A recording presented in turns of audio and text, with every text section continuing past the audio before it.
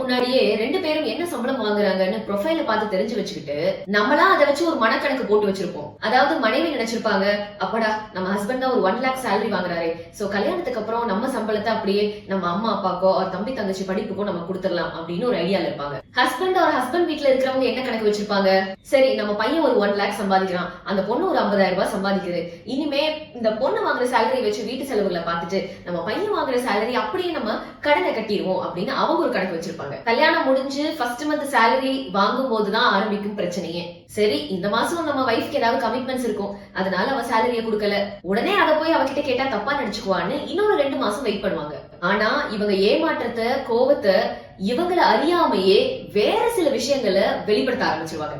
For example சாப்பாடு விஷயத்துல ஒரு சின்ன சின்ன விஷயங்கள்ல எரிஞ்சு விழுறது, இந்த பொண்ணை மட்டும் தவிர்த்துட்டு அவங்க மட்டும் ஃபேமிலியா கூடி கூடி பேசிக்கிறதுன்னு இப்படி எல்லாத்தையும் பண்ணுவாங்க. பட் கடைசி வரை அவங்க எக்ஸ்பெக்டேஷனை சொல்லவே மாட்டாங்க.